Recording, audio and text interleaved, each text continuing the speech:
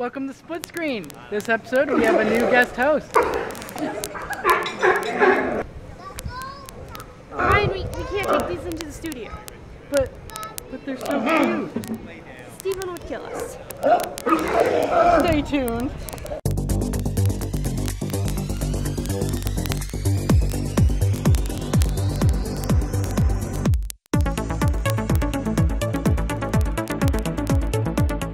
Welcome back, Split Screeners, to the final episode of the season. Wow, it's really flown by, hasn't it, man? I know, it's been freaking, it seems like it's been a long time. It hasn't really. It's been one term. What's your favorite episode this term? What's Honestly, your favorite thing we've done? I think playing football in Mick Alexander, just because I was in my own element, but I also loved goat yoga because goat yoga was the greatest of all time yoga. It was a really good time. But yeah, we've done a lot. We got to hang out with goat yoga people. We got to hang out with the people from the football team, SEA. So let's take a quick look back at some of the favorite moments from this last year.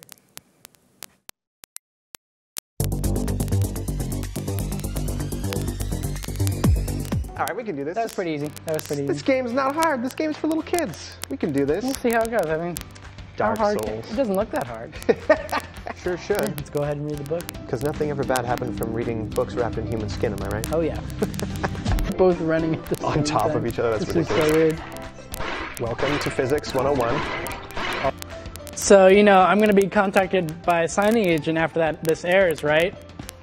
I mean, the amount of talent I have just can't be stated, right?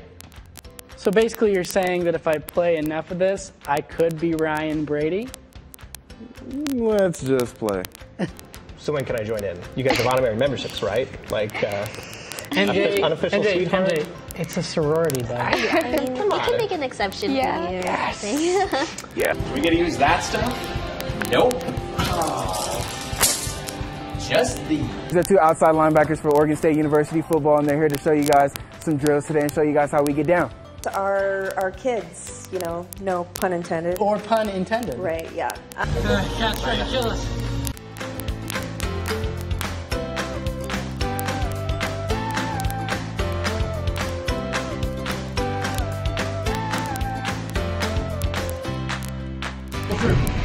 Bring it around here.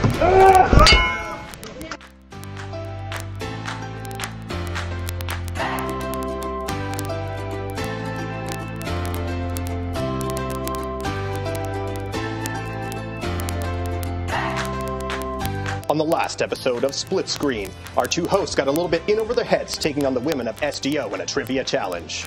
On this episode of Split Screen, we're here to challenge the vertical limit.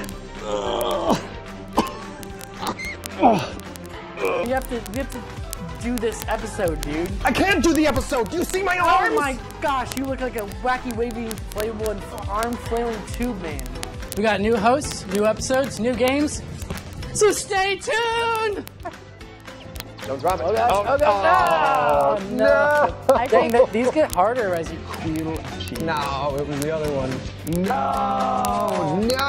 This? Here! I knew it. It's gross. I'm an English major, so Ryan's got this one on lock. if I get this one wrong, then I should probably just quit college completely. Yeah, Stop push playing. It'd be cool. Hey, we can spell, right? What? Who wrote that one? I gotta guess that. Take to screw in a light bulb. Ooh. How many?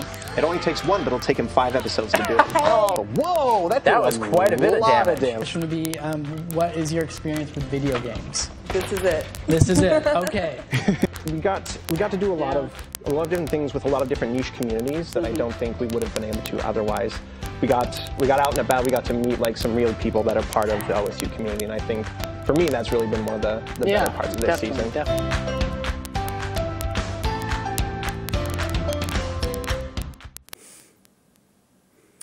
Wow, hard to believe we ended up doing all this stuff in one term.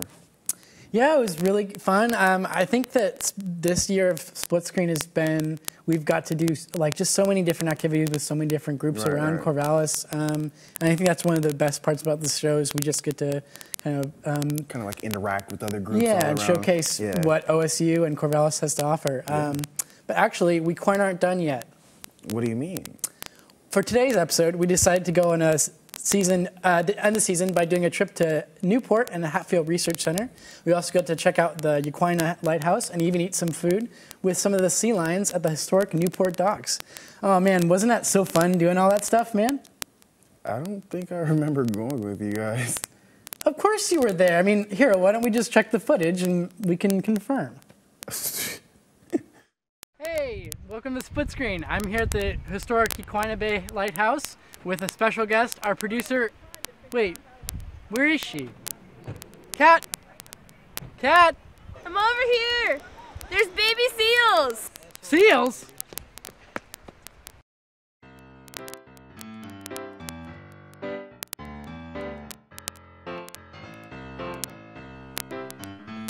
Oregon is home to over 360 miles of coastline, every foot of which is protected by being part of the Oregon State Park System. Yaquina Head Lighthouse is part of that legacy. It is Oregon's tallest and second oldest active lighthouse, and the park grounds are home to wildlife sanctuaries, marine life, and of course, seals. Locals and tourists come through the park every year, whether for whale watching, bird watching, or to look at marine life on the beaches.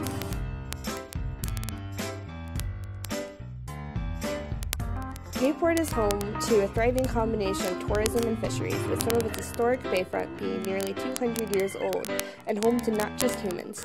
Every year, male California sea lions make the migration north to look for food and rest in the protected bays. Newport is also home to the Oregon Coast Aquarium as well as the Hatfield Marine Center. Hatfield is part of Oregon State University's Marine Science Grant, and its visitor center educates over 150,000 people every year.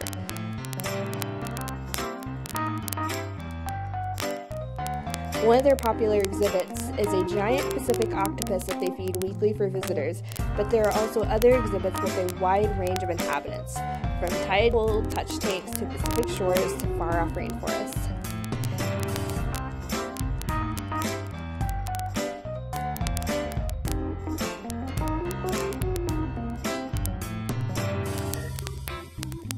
Newport Discovery Zoo recently opened last year, and it has exotic animals that have been bred in captivity and allows visitors a closer view to animals that they may have never seen before.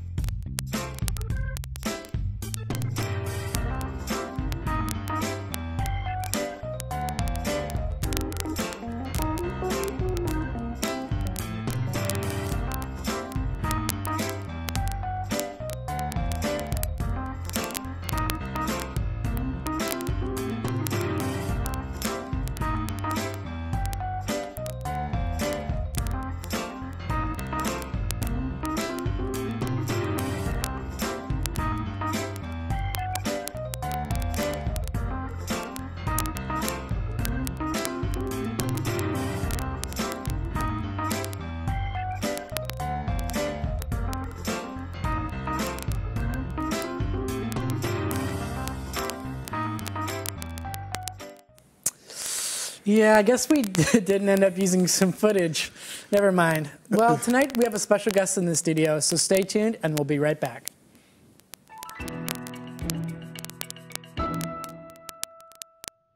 Hey everybody, my name's EJ Albaugh from Orange Media Network, and today we're going to take you through something very special. It's the very first Take 5, where I take 5 topics and I give you the rundown on them in 30 seconds or less. Today's topic, places to study on campus. Let's go.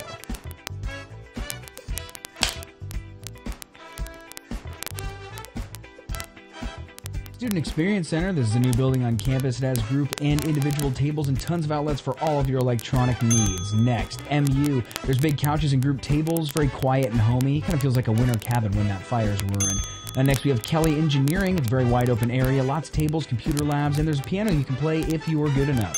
There's Austin Hall, which is also a newer building. It's got a nice lounge area with couches, and you can rent rooms and use the computers when you need to. Finally, we have the Valley Library with first floor, second floor, third floor, fourth floor, fifth floor, and a silent sixth floor for all your quiet study needs. And there you have it. That is the 5 best places there are to study on campus. If you think differently, think we left one out, let us know in the comments below. This has been the very first Take 5. Thanks for watching. I'm OSU because I like orange, and I'm in the drum line. So it means something to me to be the sound of the school. I'm OSU because I like being involved with leadership here on campus. I am OSU because I'm passionate about sustainability. I am OSU because I like how it's different from where I'm from. I am OSU because I love enhancing the college experience. I am OSU because I like helping students. I'm OSU because I'm getting a chance to find myself here. I am OSU because I want to leave a legacy. I am OSU. I am OSU. I am OSU. I am OSU. I am OSU.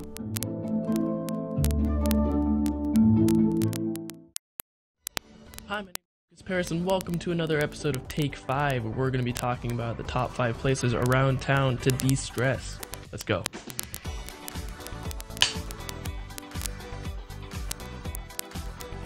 So first up, we have Dixon Rec Center, where you can go to exercise your cares away. I like to run on the treadmills on the very heavy weights in this gorgeous facility. Next up, we have Bald Hill. It's a great place to escape the stresses of campus and the city to enjoy Mother Nature in all of her beauty. And then we have Heartland Humane Society, where if you ask nicely, you can pet their animals for infinite stress relief. Coming up next, we have Avery Park, a great place to hang out with friends, walk around, play games, or just be outside in general. Finally, we have the MU Lounge, fit with cozy couches, and if you're lucky, you might just hear someone playing the piano. And those are your top 5 places to de-stress in Corvallis. If you have a favorite stress relief spot that we left out, feel free to let us know in the comments below. This has been Take 5. Thanks for watching.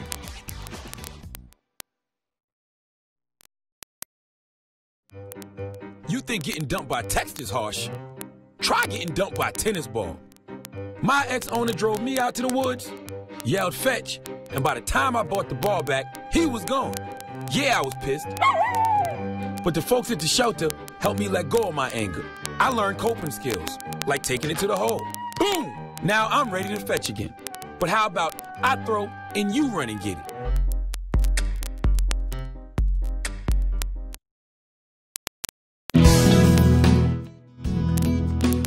I would like to introduce Kat Pollen, who is a senior studying digital communication arts here at Oregon State University. I also, I don't do anything here at Split Screen. I'm just a stranger. Are you sure about that? Exactly. No, I'm the producer. I produce the show. Oh, we didn't know that one. So, Kat, I guess the biggest question would be just what drew you to Split Screen, and why did you decide to be producer on Split Screen? So I originally, I started here as a photographer with the Daily Barometer, and I was in the bullpen one day working on an assignment, and our old station manager, Luke Van Humison, ran in, and he's like, I need a girl who plays video games, and I was basically like, sup? Hi. Perfect. And so yeah, my first episode, we did one on women in gaming. We played Horizon Zero Dawn. And I was a guest on the first episode, and then I shadowed a little bit, and then I started technical directing, and then we had a staff change, and the producer spot opened up, and I was like, I can do that. And I just did it. Basically, I came into the studio, and then they just haven't been able to get me out of it, has been the thing, but it's been so much fun. I've really enjoyed my time here. Yeah, well, we've enjoyed having you as producer. Yeah, no, it's been really great. I'm sorry I mean, I haven't succeeded in killing you yet, so to be not yet, and now it's too late. I'm going to survive for another season at least. Yeah, no, for sure. I'm excited to see where the show goes after this. So, what do you know about Hatfield? What do you know about animals? So I didn't originally start out as a DCA major. I was originally a Zoe major, and then I was a psychology major, and then I switched over to digital communications. And I've just always really been into animals. A lot of my background before I got into DCA was more based in education and conservation. I used to work with rescue dogs. I worked with polo horses. One of my big projects is like my senior project was based at a horse rescue in New York. I did a documentary on them, and I spent whatever, basically like there's fingernails in their driveway from like where I've had to literally be dragged, like where I've had to be dragged out. But I just, hopefully like once I get out of school, like that's kind of the end dream goal, is to somehow combine arts and videos and fine arts with conservation, and just getting people like carried Animal by. Planet type of thing. Yeah, kind of. Hopefully a little bit more accurate than Animal. I have feelings about Animal Planet. Like, are they not accurate, or they would? They over sensationalize a lot of things. So like especially like Shark Week, they're like deadly sharks are infesting the waters, and it's like. They're not infesting, like they live there. Like we're the ones that are infesting. More people die every year from like cows or something from sharks. And it's just like it's scare tactics or like vicious animals attacking, and then like you watch the footage and it's like a baby like punching a little kid, or a baby punching like a dog, and the dog like gets irritated and snaps, but it's like the dog's fault, and it's just like. No, it's just, and I mean, fear-mongering gets like a lot of views, so I understand it, especially like from being in media. Like I can get where they're coming from, but it's like, come on, like that's not accurate. Like they're cool enough. You don't need to like play it up for drama, and just so I have feelings about it. So, Kat, what has been your favorite episode, or what's been your favorite thing we've done here on Split Screen? Gosh. Maybe Shadow of the Colossus, and it's not because I'm biased about Shadow of the Colossus at all. It was fun doing the stuff at McAlexander and having Alexi kind of teach us how to do some bouldering and stuff. That was really fun. The bouldering was really, and also that was just like one of the funnest things to just like watch you guys do. For me, like it was just so much fun to like watch you and like counting how many times you guys fell. I think like it was more than 8 too. I think like the final counter ended up. I need to. We don't need to know. We need to talk about it. And no, and like it was really funny because like watching the footage, like Michael, like basically, because a couple weeks later, like I went and I tried to climb the same wall, and like. Michael basically just like reached up and did it. Like you reached up and did it. Like I'm 5'2", and you guys are much taller than I am. So like I can't even reach. It's like whoever set these are like a foot taller than me. This isn't fair. Well, it's like you guys made it look easy. Well, I hope you're ready to play to explore the ocean with us. Yeah. We are playing the ocean exploration and survival game Subnautica. Subnautica is a 2018 game published by Unknown Worlds Entertainment. The player is stuck in an alien planet dominated by ocean, and it's up to them to explore their surroundings, to gain advantages over the environment, as well as avoid dangers that may kill them. You ready to play? What do you say? You ready to play? Let's do it. I think so, and I also like I don't know this game at all. Oh yeah. First year. I wonder, it was you who decided to play this, right, Shemiah? Yeah, I love Subnautica. Yeah, no, this isn't my console or anything. I love ocean and sea creatures. I'm a PC. All right, so I don't know. I guess just explain what's going on. What's going on here? What is the scene here? We are crashed. So like we were on that big plane thing. Big shuttle right there. Yeah, the shuttle.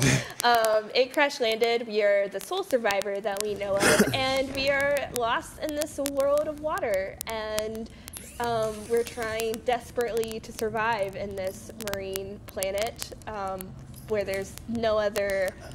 There's no other intelligent life other than us, and I mean, to be honest, if I'm the one playing the game, I'm not sure if that really qualifies as intelligent life, but we'll go with it. All right, so it's telling me I need to get some water. Tell me about these animals. What kind of similarities do you see with the animals on here and the animals in real life? Like, what about that one? That one looked like a boomerang. These are all weird. What is that? Is that a real fish? Well, like I know, like one of the really cool things, like the more light one thing about the eyes. Also, like, there's a lot of bioluminescence, which is actually, like, a real thing in the ocean, which is really cool.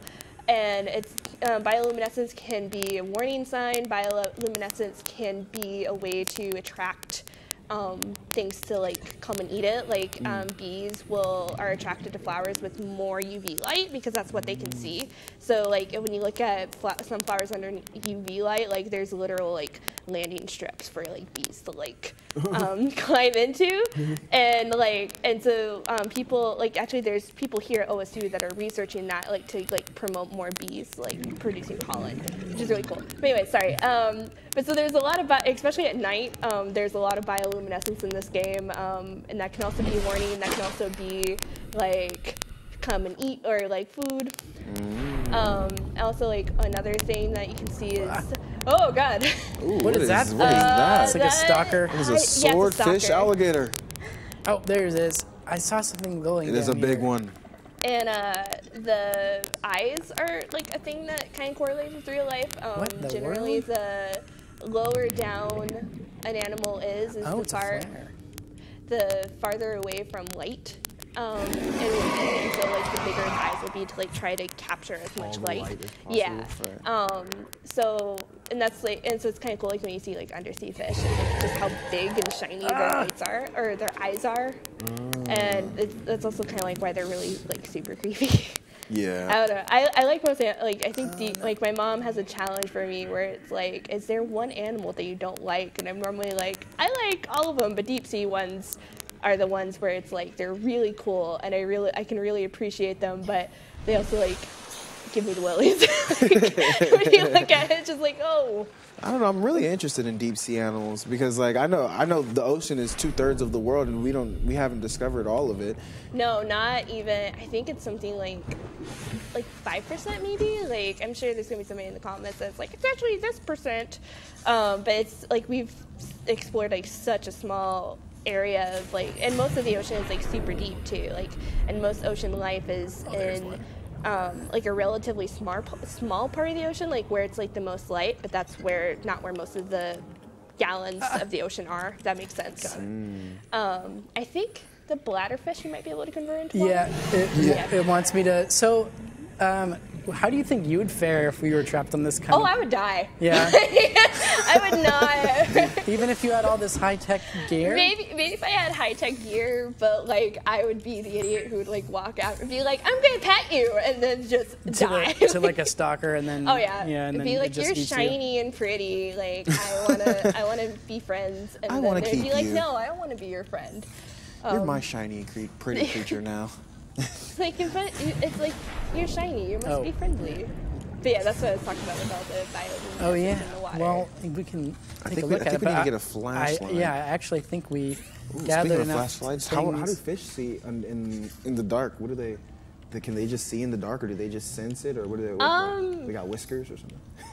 Some of them do have whiskers. Some like catfish, this way they have like really long whiskers because they tend to like live in murky water.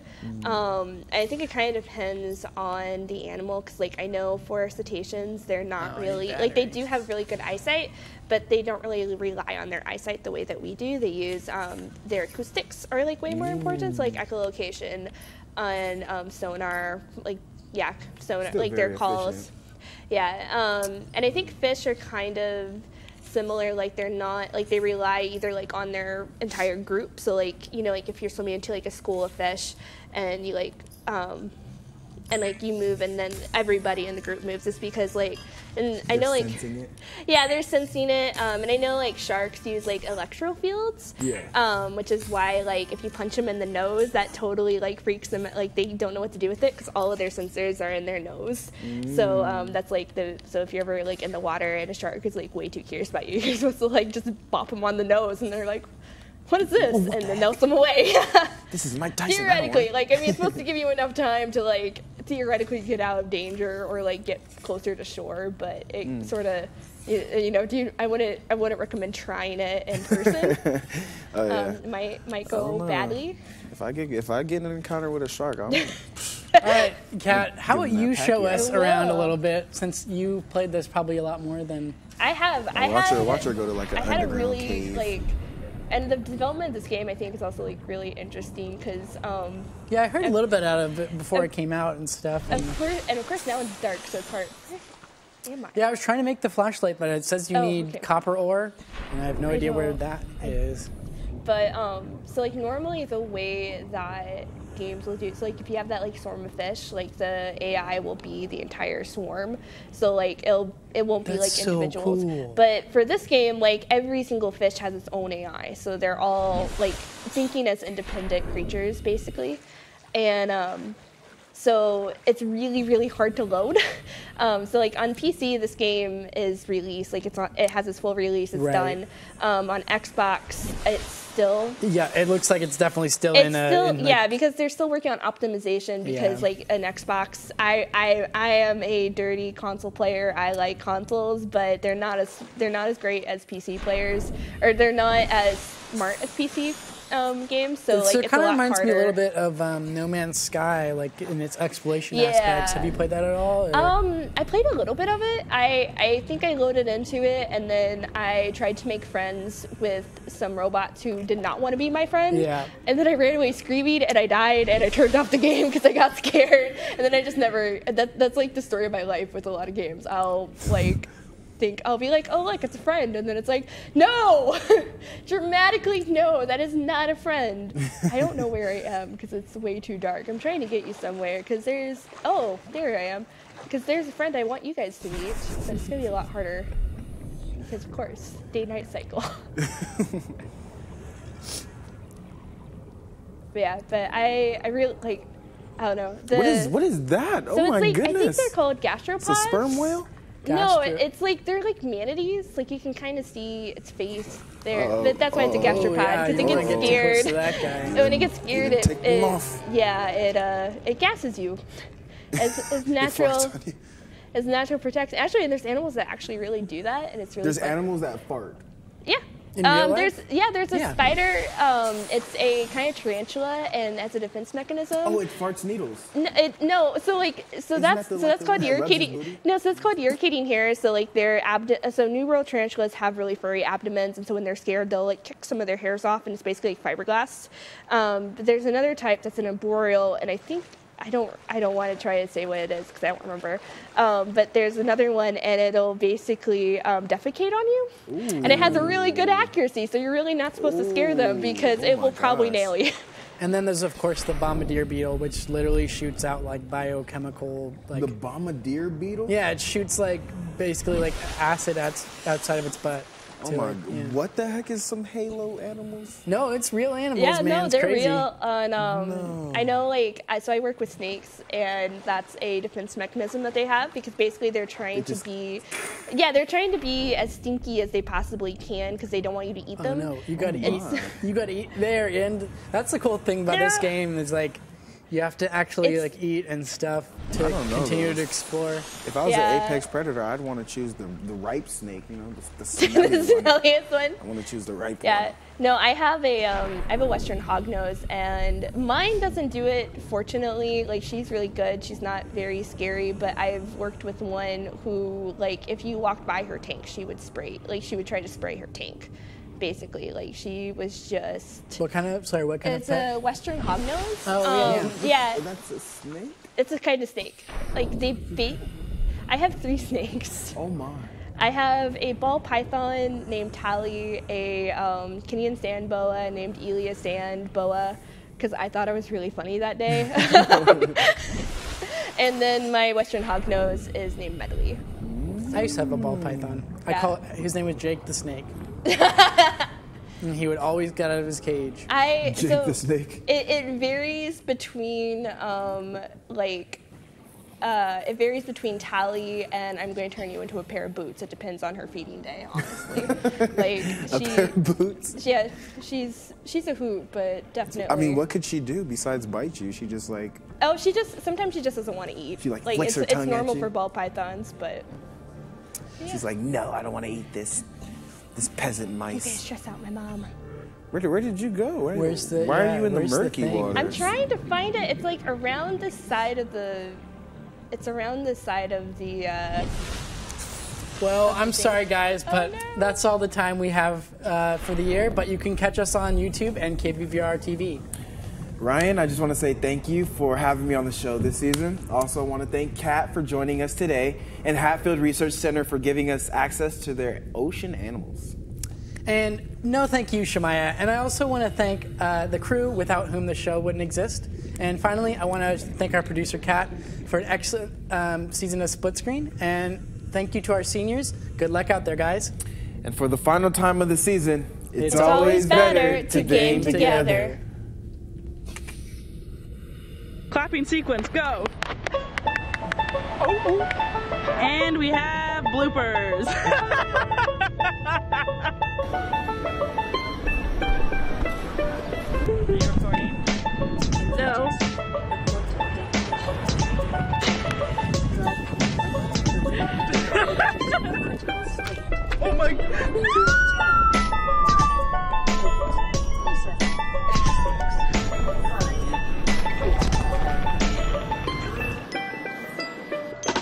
There she stands, everyone. The snail murderer, the snail master.